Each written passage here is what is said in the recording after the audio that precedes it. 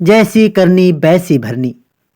एक बार एक राज्य के राजा के मन में यह विचार आया कि मैंने ऐसे कौन से शुभ कर्म किए थे जिनके कारण मुझे यह गद्दी मिली है।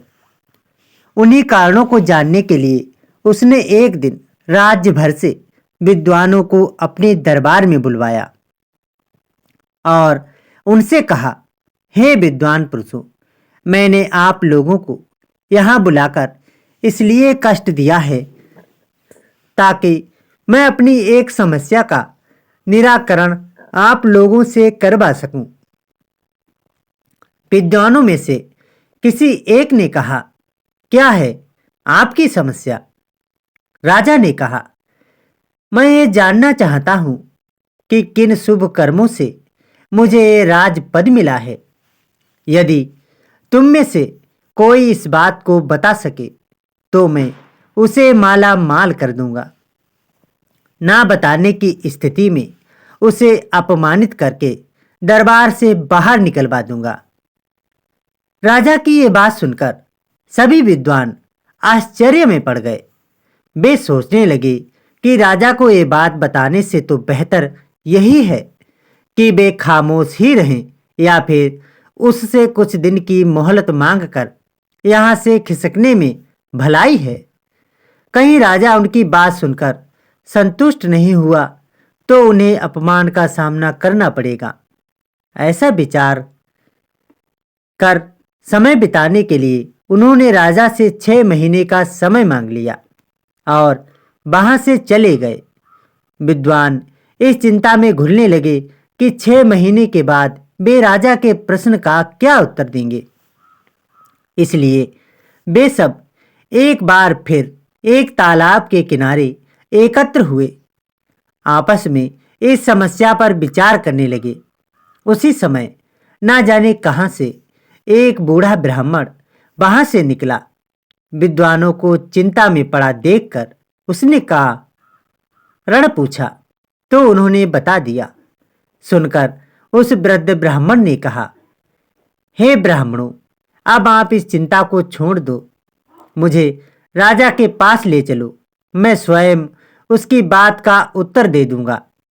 उस वृद्ध ब्राह्मण की बात सुनकर सभी ब्राह्मणों के चेहरे खिल उठे और वे शीघ्र ही उस ब्राह्मण को लेकर राज दरबार में जा पहुंचे। उन्होंने उस ब्राह्मण का राजा से परिचय कराया और कहा कि महाराज, ये वृद्ध ब्राह्मण आपके प्रश्न का जवाब देगा। राजा ने जब ब्राह्मण से पूछा तो ब्राह्मण बोला, राजन, इन बेचारे ब्राह्मणों को सताने का कोई फायदा नहीं है। तुम्हें प्रश्न का उत्तर तो केवल एक ही व्यक्ति दे सकता है। राजा आतुर होकर पूछ पड़ा, कौन सा व्यक्ति? यहां से कुछ 100 कोस दूर उत्तर दिशा में एक वन है। उस वन में एक वृद्ध महात्मा तपस्या कर रहा है। वह राख खाता है, राख के अलावा और कुछ भी नहीं खाता और राख का ही मल त्याग करता है। वह महान दूरदृष्टा है, वही तेरे प्रश्न का उत्तर देगा। बूढ़े ब्राह्मण की बात पर विश्वास करके राजा ने अपना राज कार्य अपने मंत्रियों को सौंपकर उस महात्मा की खोज में उत्तर दिशा की ओर चल पड़ा। कई दिन के सफर के बाद अंततः वह उस वन में जा पहुंचा जहां वह महात्मा तपस्या कर रहा था। राजा ने हाथ जोड़कर महात्मा की एक प्रकृति परिक्रमा लगाई और एक टांग पर खड़ा हो गया। 2 घंटे के बाद महात्मा की समाधि टूटी। उसने राजा को एक टांग पर खड़ा देखा तो पूछा, तुम कौन हो भाई, और इस निर्जन वन में मेरी समाधि के निकट एक टांग पर क्यों खड़े हो? राजा ने जब अपने वहां आने का कारण बताया तो महात्मा ने कहा, राजा, मैं भी तेरे प्रश्न का उत्तर देने में समर्थ नहीं हूं, लेकिन यहां से 50 कोस दूर उत्तर दिशा में एक वन है। उस वन में मैं एक महात्मा तपस्या कर रहा है। वह सिर्फ आग खाकर जीवित है, तो उसके पास चला जा। मैं तेरे प्रश्न का उत्तर अवश्य देगा। राजा को अपने प्रश्न का उत्तर अवश्य ही चाहिए था। महात्मा की बात सुनकर वह कुछ पल के लिए निराश तो अवश्य हुआ, लेकिन फिर नए उत्साह के साथ महात्मा द्वारा सुझाए मार्ग पर उस साधु की तलाश में चल दिया। शीघ्र ही उसने वन में तपस्या करते हुए उस साधु को खोज लिया। साधु समाधि में लीन था। जब उसकी समाधि टूटी तो उसने आदरपूर्ण मुद्रा में खड़े राजा की तरफ देखा। उसने राजा से वहां आने का कारण पूछा तो उसने अपनी समस्या उसे बता दी।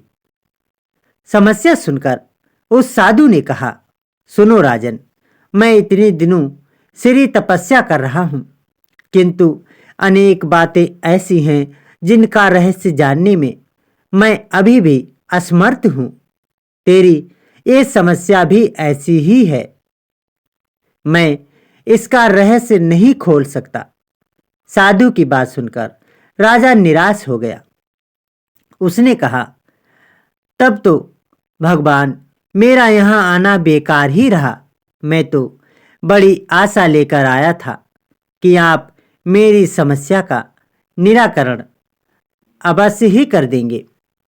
निराश मत हो राजा। उसे उदास देखकर साधु ने कहा, यह ठीक है कि मैं तेरी समस्या का निराकरण नहीं कर सकता, लेकिन मैं उस व्यक्ति का नाम अवश्य बता सकता हूं जो तेरी इस समस्या का निराकरण अवश्य ही करने में समर्थ है। राजा ने कहा, तो आप मुझे उसका पता बता दीजिए। तो सुन, साधु ने कहा, यहां से 50 मील दूर रामनगर नाम का एक शहर है। वहां राम प्रसाद नाम का एक वेश्य रहता है। उसकी पत्नी इस समय गर्भवती है। अब से 2 दिन बाद उसे एक पुत्र पैदा होगा, जो कुछ ही घंटे जीवित रहकर मर जाएगा। तब वैसे उस मृत बालक को शमशान में ले जाकर भूमि में दबा आए, तो बाद में तू जाकर उस सब को निकाल लेना और उसी से अपने प्रश्न का उत्तर पूछना। तेरे प्रश्न का उत्तर तुझे प्राप्त हो जाएगा। साधु की बात सुनकर राजा रामगढ़ के लिए चल पड़ा। तय समय से पहले ही वह रामनगर पहुंच गया और वैश्य का घर खोजकर उसके घर के पास ही एक चबूतरे पर बैठ गया। कुछ ही देर में वैश्य अपने घर से बाहर निकला। एक अजनबी व्यक्ति को बाहर बैठा देखकर उसने राजा से पूछा, मित्र, कौन हो तुम और यहाँ बैठे किसका इंतजार कर रहे हो? राजा ने बताया, मुझे प्रतीक्षा है तुम्हारे घर में जन्म लेने वाले उस नन्हे बच्चे की, जो शीघ्र ही तुम्हारी पत्नी के गर्भ से जन्म लेने वाला है। वैसे राजा की बात सुनकर बोला, आश्चर्य है, भला तुम्हें कैसे मालूम हुआ कि मेरी पत्नी गर्भवती है? राजा बोला, सेठ, इसमें आश्चर्य की कोई बात नहीं है। मुझे ये बात एक महात्मा ने बताई थी। उसने ये भी कहा था कि तुम्हारी पत्नी के गर्भ से जो शिशु जन्म लेगा वह लड़का होगा। लेकिन राजा की ऐसी संदेशजनक बातें सुनकर वैसे बोला, लेकिन क्या भाई, तुमने अपनी बात अधूरी क्यों छोड़ दी? शिशु स्वस्थ तो पैदा होगा ना? हाँ भाई, खूब स्वस्थ पैदा होगा, लेकिन सिर्फ कुछ ही घंटे जीवित रह पाएगा। उसके बाद उसकी मृत्यु हो जाएगी। अरे भाई, शुभ शुभ बोलो, वैसे भयभीत स्वर में बोला। इस अधेड़ आयु में तो मेरे यहाँ पुत्र रत्न पैदा होगा, और अगर वह पैदा होने के बाद मर गया तो मेरे लिए ये बहुत दुखद बात होगी। राजा की बात से भयभीत होकर वैश्य ने आनन फानन में कई हकीमों और दाइयों का प्रबंध कर लिया, लेकिन जो होना था वह तो होकर ही रहा। वैश्य की पत्नी की कोख से एक पुत्र पैदा हुआ, लेकिन मात्र 4 घंटे ही जीवित रहा। जिस घर में कुछ देर पहले खुशियों की शहनाई बज रही थी, वहां एकदम मातम छा गया। वैश्य के घर में हाहाकार मच गया। वैश्य ने छाती में पत्थर रखकर अपना कर्तव्य पूरा किया। उसने बच्चे के शव को कपड़े से ढककर उसे शमशान में दफन कराया। योजना अनुसार तब राजा वहां पहुंचा और उसने बालक के शव को बाहर निकाला। बाहर आते ही बालक जीवित हो गया। उसने राजा से पूछा, क्यों भाई, किस कारण से तुमने मेरी चिर निद्रा में विघ्न पैदा किया है? राजा ने जब उससे अपनी समस्या का वर्णन किया तो उस बालक ने कहा, राजा, जिस कारण से या जिस कर्म से तुझे यह राजपद मिला है वह एक लंबी कहानी है। सुन, इस जन्म से पहले तो पूर्व जन्म में मेरा भाई था। तुम्हारा भाई? सुनकर आश्चर्य से राजा की आंखें फैल गईं। हाँ राजा, पूर्व जन्म में हम 4 भाई थे। तब हम आश्रम में रहकर विद्या अध्ययन किया करते थे और एक साथ नगर में भिक्षा मांगने जाया करते थे। जो कुछ भी भिक्षा में हमें प्राप्त होता था, हम मिलजुल कर उसे बांटकर खा लिया करते थे। ये नियम काफी समय तक नियमित रूप से चलता रहा, लेकिन एक दिन हम लोगों से एक भारी भूल हो गई। राजा ने उत्सुकता से पूछा, कैसी भूल? बोल मत राजा, बालक ने कहा, बस तू मेरी बात सुनता जा, क्योंकि मेरे पास बहुत थोड़ा ही समय बचा है। राजा खामोश हो गया। बालक ने फिर कहना शुरू किया, राजा, एक दिन हम भिक्षा मांगने के लिए निकले, लेकिन कहीं से भी हम लोगों को भिक्षा नहीं मिली। परिणाम यह निकला कि उस दिन हमें रात को भूखा ही सोना पड़ा। दूसरे दिन भी ऐसा ही हुआ और तीसरा दिन भी हम लोगों ने भूखे रहकर ही बिताया। किसी भी गृहस्थ ने हमें भिक्षा नहीं दी, उल्टा हमें ये कहकर दुत्कार दिया कि इतने हट्टे कट्टे होकर भी भिक्षा मांगते हुए तुम्हें शर्म आनी चाहिए। जाकर कहीं मेहनत मजदूरी का कार्य करो। उस गृहस्थ की बात सुनकर हमें बहुत शर्म आई। शर्म के मारे हम उस दिन से भिक्षा मांगने नहीं गए। लेकिन तुझे यह स्वीकार न था। तूने कहा कि एक ब्रह्मचारी को लज्जा कैसी? लज्जा को त्यागने के लिए ही तो आश्रम में गुरुजी हमें भिक्षा लाने को कहते हैं, ताकि आगे चलकर ब्रह्मचारी निराकार भाव से परामार्थ के कार्य कर सके। उसके लिए सब मानव एक जैसे बने, ना कोई छोटा हो ना कोई बड़ा।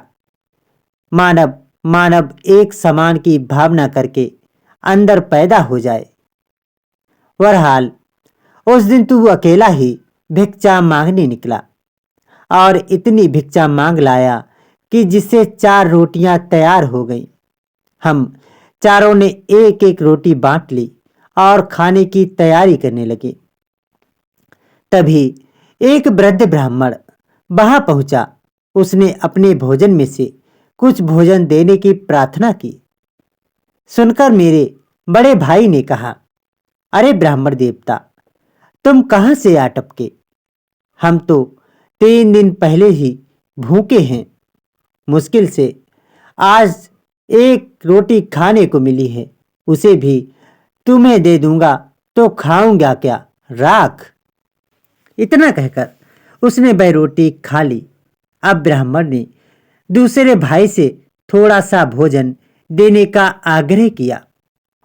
उसने यह कहकर रोटी देने से इनकार कर दिया कि तुझे रोटी दे दूंगा तो खाऊंगा क्या? आग। फिर उस ब्राह्मण ने मुझसे आग्रह किया तो मैंने भी टकासाह जवाब दे दिया कि यदि तुझे रोटी दे दूंगा तो मेरा क्या होगा, मैं मरूंगा या जीऊंगा। ब्राह्मण ने तब हम तीनों से निराश होकर तेरी तरफ देखा। तूने बिना किसी हिचकिचाहट के अपनी रोटी उस ब्राह्मण को दे दी, साथ ही ये कहते हुए क्षमा मांगी कि ब्राह्मण देवता, आज तो मैं आपको सिर्फ इतना ही भोजन दे सकता हूँ। आप फिर किसी दिन हमारे यहाँ पधारिए, तब मैं आपका भली भांति अतिथि सत्कार करूँगा। सो हे राजा, तब से हम सब अपने पूर्व जन्म में किए हुए उस कार्य का फल भोग रहे हैं। उस दिन वह ब्राह्मण तो एव वस्तु कहकर चला गया और हम तीनों पर मुसीबतों का पहाड़ टूट पड़ा। ये कहकर बालक कुछ क्षण के लिए रुका और फिर आगे बोला, राजा, जिस वृद्ध ब्राह्मण ने तुझे पहले साधु के पास जाकर उससे अपने प्रश्न का उत्तर खोजने के लिए कहा था, दरअसल वही ब्राह्मण है जो भोजन मांगने के लिए हमारे पास आया था। और वह पहला साधु जो सिर्फ राख खाता है और राख का ही मल त्याग करता है, वह उस काल का हमारा बड़ा भाई है। उसने ब्राह्मण के यहाँ कहा था कि तुझे रोटी दे दूंगा तो खाऊंगा क्या राख, और ब्राह्मण के शाप से तब से वह राख खाकर ही जीवित है। पहले साधु ने तुम्हें दूसरे साधु के पास जाने का सुझाव दिया। वह दूसरा साधु दरअसल हमारा दूसरा भाई है, जिसके कहे अनुसार वह केवल आग खाकर जीवित है। वह ब्राह्मण का शाप उस पर भी फलीभूत हो रहा है। वह मेरे बारे में भी सुन लो। मैंने ब्राह्मण को रोटी न देकर कहा था कि यदि मैं तुझे ये रोटी दे दूंगा तो मेरा क्या होगा, मैं जीऊंगा या मरूंगा। बस तभी से मैं जीता और मरता आ रहा हूँ। मैं नित्य किसी न किसी के यहाँ जन्म लेता हूँ और कुछ घंटे, कुछ दिवस अथवा कुछ महीने जीवित रहकर मर जाता हूँ।